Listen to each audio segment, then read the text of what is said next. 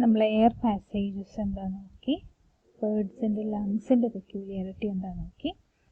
ഇനി നമ്മൾ നോക്കാൻ പോകുന്നത് എയർ സാക്സ് ആണ്. അപ്പം എയർ സാക്സ് എന്ന് പറയുമ്പോൾ മറ്റൊരു ആനിമലിലും കാണാത്ത രീതിയിലുള്ള അത്രയും റിമാർക്കബിൾ ആയിട്ടുള്ള ഹൈലി അഡാപ്റ്റഡ് ആയിട്ടുള്ള സ്ട്രക്ചേഴ്സാണ് എയർ ബേർഡ്സിൻ്റെ എയർ സാക്സ് എന്ന് പറഞ്ഞാൽ. കാരണം നമുക്കറിയാം ബേർഡ്സിന് അത്രയും ഓക്സിജൻ വേണം. അപ്പോൾ ആ ഓക്സിജൻ സപ്ലൈ എപ്പോഴും എൻഷുർ ചെയ്യാൻ വേണ്ടിയിട്ട് ഈ ഒരു ചെറിയ ലങ്സ് പോരാ. നമ്മൾ പറഞ്ഞില്ലേ ബേർഡ്സിൻ്റെ ലങ്സ് വളരെ ചെറുതാണ്. അപ്പോൾ ഈ കണ്ടിന്യൂസ് സപ്ലൈ ഓഫ് എയർ കിട്ടാൻ വേണ്ടിയിട്ട് ഉള്ള ഒരു അഡീഷണൽ അഡാപ്റ്റീവ് സ്ട്രക്ചേഴ്സാണ് എയർ സാക്സ് എന്ന് പറയുന്നത്. വളരെ തിൻ വാൾഡ് ആണ്, non vascular and also they are non vascular. അപ്പോൾ നോൺ വാസ്കുലാർ എന്ന് പറയുമ്പോൾ they are just acting as A air reservoirs, air store ചെയ്യാൻ വേണ്ടിയിട്ടുള്ള ഒരു സ്ട്രക്ചർ, ലങ്സിൻ്റെ ഒരു എക്സ്റ്റൻഷൻ മാത്രമായിട്ട് നമുക്കിതിനെ കൺസിഡർ ചെയ്യാം. ബേർഡ്സിൽ മാത്രം കാണുന്ന ഒരു ക്യാരക്ടറിസ്റ്റിക് ഫീച്ചറാണ് പ്രസൻസ് ഓഫ് എയർ സാക്സ്. അപ്പോൾ ഇത് ജസ്റ്റ് നമ്മളിതിൻ്റെ ഈ ലങ്സിൻ്റെ ഉള്ളിൽ ഒരുപാട് എയർ ട്യൂബ്സ് ഒക്കെ ഉണ്ട് അല്ലേ. അതേപോലെ ഈ ഒരു ലങ്സിൻ്റെ പുറത്തുള്ള മ്യൂക്കസ് മെംബ്രെയിൻ്റെ ചില ബ്ലൈൻഡ് എക്സ്റ്റൻഷൻ, അത് മാത്രമാണ് ഈ എയർ സാക്സ് എന്ന് പറയുന്നത്. Okay, so they are nothing but certain inflated extensions of the mucous membrane. അപ്പോൾ ഈ bronchioles they are ending blindly into this air sacs. അപ്പോൾ നമ്മൾ പറഞ്ഞത് നോൺ വാസ്കുലാർ ആയിട്ടുള്ള സ്ട്രക്ചറാണ്. അപ്പോൾ ഇതിൻ്റെ ഉള്ളിൽ റെസ്പിറേറ്ററി ഗ്യാസസിൻ്റെ എക്സ്ചേഞ്ച് ഒന്നും നടക്കില്ല. they are just acting as a storehouse of air.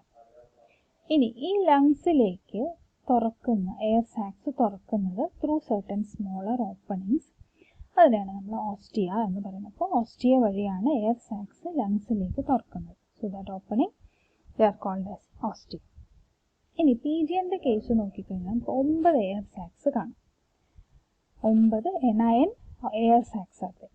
ഇതിൽ 1 അൺപെയർഡ് ആണ്, ബാക്കി 4 പെയർഡ് ആണ്. ഓക്കെ, അങ്ങനെയാണ് 9 എയർ സാക്സ് വരുന്നത്. അപ്പോൾ പെയർഡ് ആയിട്ടുള്ളതുണ്ട്, അൺപെയർഡ് ആയിട്ടുള്ളതുണ്ട്.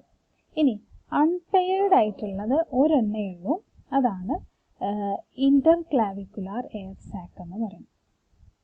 പെയർഡ് ആയിട്ടുള്ളത് നമ്മൾ പറഞ്ഞതാണ് 4 ഉണ്ട്.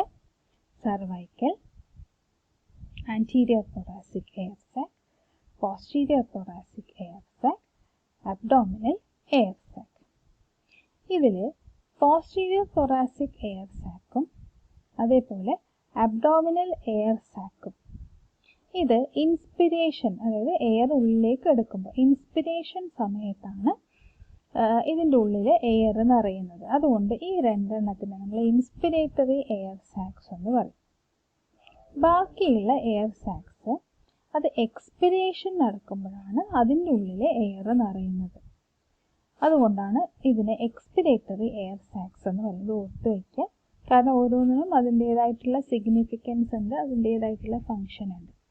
അപ്പോൾ 9 എയർ സാക്സ് ഉണ്ട്.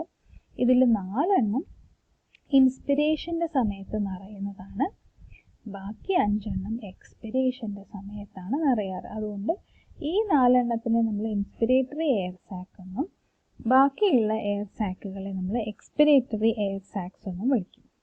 ഓക്കെ, ഇനി നമുക്ക് ഓരോന്നായിട്ട് നോക്കാം. ഇന്റർക്ലാവിക്കുലാർ എയർ സാക്ക് നമ്മുടെ ഫർക്കുലേൻ്റെ ഭാഗത്ത്, ആ വി ഷേപ്പുള്ള ഫർക്കുലേൻ്റെ ഭാഗത്തായിട്ടാണ് ഈ ഇന്റർക്ലാവിക്കുലാർ എയർ സാക്സ് കാണുന്നത്. So posteriorly it is opening to both the lungs, 2 ലങ്സിലേക്കും ഇതിൻ്റെ ഓപ്പണിംഗ് ഉണ്ടാവും. ഇനി ഈ interclavicular air sac it is having lateral extension to both sides. 2 ഭാഗത്തേക്കും ചില ലാറ്ററൽ എക്സ്റ്റൻഷൻസ് കാണാൻ വേണ്ടിയിട്ട് സാധിക്കും. ഓക്കെ, ഇതിലൊന്നാണ് ക്ലാവിക്കുലാർ എയർ സാക്ക് എന്ന് പറയും. Clavicular sac also called as axillary sac. രണ്ടാമത്തെ എക്സ്റ്റൻഷനാണ് എക്സ്ട്രാ ക്ലാവിക്കുലാർ സാക്ക്.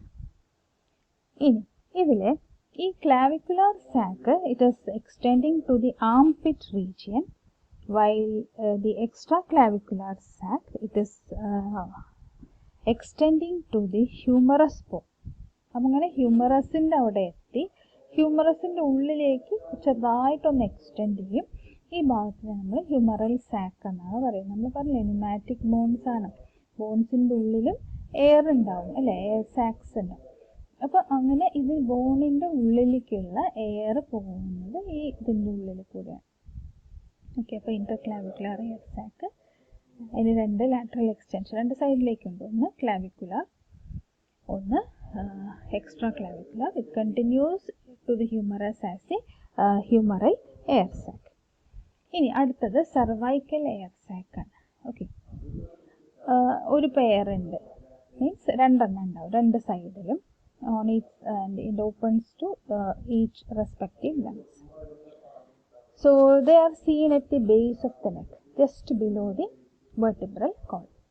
ഈ വെർട്ടിബ്രൽ കോളത്തിൻ്റെ ഉള്ളിലേക്ക് ഇതിന് ചെറിയ ഡൈവേർട്ടിക്കുലർ അതേപോലെ ഫിംഗർ ലൈക്ക് പ്രൊജക്ഷൻ വെർട്ടിബ്രൽ കോളത്തിൻ്റെ ഉള്ളിലേക്ക് നമ്മൾ ഈ ഹ്യൂമറസിൻ്റെ പേസ് പറഞ്ഞാൽ അതിൻ്റെ ഉള്ളിലേക്ക് എയർ സപ്ലൈ ചെയ്യാൻ lateral diverticular will be seen. Okay, അങ്ങനെയാണ് വെർട്ടിബ്രൽ കോളത്തിൻ്റെ ഉള്ളിൽ ഉള്ള ന്യൂമാറ്റിക് ബോൺസിൽ ന്യൂമറ്റൈസ് ചെയ്യുന്നത്.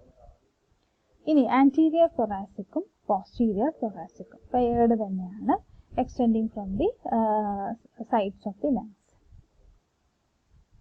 സ്റ്റേണത്തിൻ്റെ ആ ഭാഗത്ത് വരെ ഇത് എക്സ്റ്റെൻഡ് ചെയ്യും. ഓക്കെ, ഇതിൽ പോസ്റ്റീരിയർ ഇത് നോക്കിക്കഴിഞ്ഞാൽ നമുക്ക് കാണാൻ സാധിക്കും ദിസ് ഇസ് അസിമെട്രിക്കൽ. 2 സൈഡും ഒരേപോലെയല്ല. ലെഫ്റ്റ് സൈഡിലുള്ളത് കുറച്ച് ലാർജറാണ്, ഇത് കമ്പാരിറ്റീവ്ലി റൈറ്റ് സൈഡിലുള്ളത് സ്മോളറാണ്. ഓക്കെ, ഇനി റെക്കറൻറ്റ് ബ്രോങ്കസ് വഴി ഇത് കണക്ട് ചെയ്തിട്ടുണ്ടാവും, എയർ ട്യൂബ്സിലേക്ക് കണക്ട് ചെയ്തിട്ടുണ്ടാവും. സെർവൈക്കൽ എയർ സാക്കിൽ റെക്കറൻറ്റ് ബ്രോങ്കൈ ഇല്ല, ബാക്കി എല്ലാ സ്ഥലത്തും Sako bronchus can be seen. ഇനി ഓക്കെ, അടുത്ത എയർ സാക്ക് എന്ന് പറയുന്നത് അബ്ഡോമിനൽ എയർ സാക്കാണ്. ഇത് നമ്മൾ നോക്കിക്കഴിഞ്ഞാൽ കാണാൻ ഇത് മറ്റുള്ള എയർ സാക്സുമായിട്ട് കമ്പയർ ചെയ്യുമ്പോൾ this is the largest of the air sacs. Okay, ഇൻഡസ്റ്റൈൻ്റെ ഇടയിൽ കോയിൽഡ് ആയിട്ടുള്ള ഇൻഡസ്റ്റൈൻ്റെ ഇടയിലേക്കൊക്കെ അങ്ങനെ ഇത് എക്സ്റ്റെൻഡ് ചെയ്ത് നിൽക്കുന്നത് കാണാൻ സാധിക്കും. ഇത് നമ്മൾ പോസ്റ്റീരിയറിൻ്റെ കേസ് പറഞ്ഞ മാതിരി തന്നെ സ്ലൈറ്റ്ലി അസിമെട്രിക്കലാണ്. ഇത് ബാലൻസ് ചെയ്യാൻ വേണ്ടിയിട്ട് പോസ്റ്റീരിയർ ലെഫ്റ്റ് ലാർജറും റൈറ്റ് സ്മോളറും ആണെങ്കിൽ അബ്ഡോമിനൽ എയർ സാക്ക് ലെഫ്റ്റ് സൈഡിലുള്ളത് comparatively smaller than the right. Okay, അപ്പോൾ അങ്ങനെയാണ് ഈ ഒരു അസിമെട്രി. ഇത് 2 സൈഡും വെയിറ്റ് ബാലൻസ് ചെയ്യണം, അതിനനുസരിച്ചിട്ടാണ് ഈ ഒരു അസിമെട്രി ഉണ്ടാവുന്നത്. ഇനി ഈ തൊറാസിക് എയർ സാക്കുകളുടെ വെൻട്രൽ സൈഡിൽ നിന്നും വെൻട്രൽ വാളിൽ നിന്നും റൈസസ് ഫൈബറസ് ഷീറ്റ് 2 സൈഡും ഇതിനെയാണ് ഒബ്ലീക്ക് സെപ്റ്റം എന്ന് പറയുന്നത്. ഇതിങ്ങനെ ചുറ്റി ഡോർസൽ സൈഡിലേക്ക്, ഈ റൈറ്റ് സൈഡും ലെഫ്റ്റ് സൈഡും രണ്ടും ഇങ്ങനെ ചുറ്റി ഡോർസൽ സൈഡിലേക്ക് എക്സ്റ്റെൻഡ് ചെയ്യും.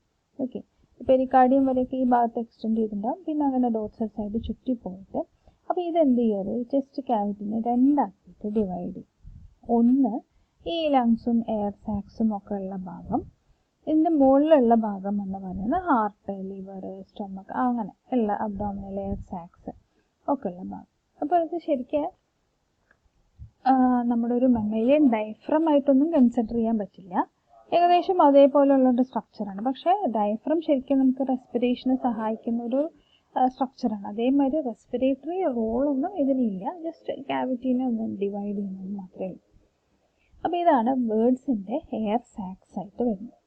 ഓക്കെ, അപ്പോൾ എയർ സാക്കുകൾ പൊതുവെ നമുക്ക് ഒരു എയർ റിസർവോയർ ആയിട്ട് കൺസിഡർ ചെയ്യാം. അതല്ലാതെ ഉള്ള മറ്റ് റെസ്പിറേറ്ററി റോളൊന്നും ഇതിനില്ല.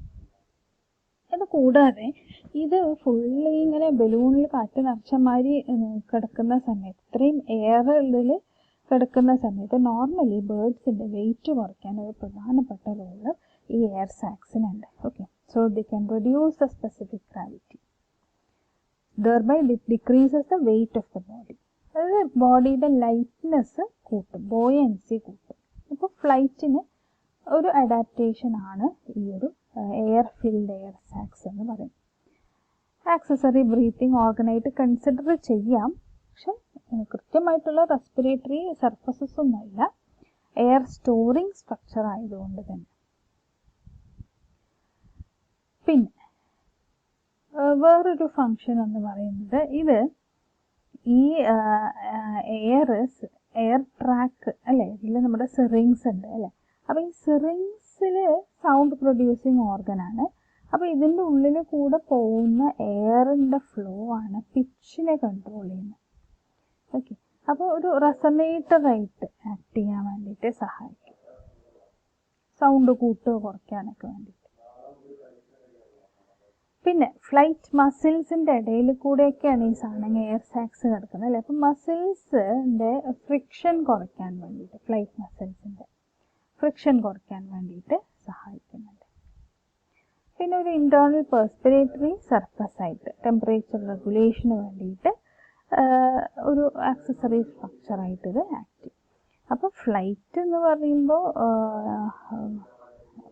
റെസ്പിറേഷന് മാത്രമല്ല, ബോഡിയുടെ പൊതുവായിട്ടുള്ള പല കാര്യങ്ങൾക്കും ഈ ഒരു എയർ സാക്ക് സഹായകരമുണ്ട്. വെയിറ്റ് കുറയ്ക്കുന്നുണ്ട്, ഫ്ലൈറ്റ് മസിൽസിൻ്റെ ഫ്രിക്ഷൻ കുറയ്ക്കാൻ സഹായിക്കുന്നുണ്ട്,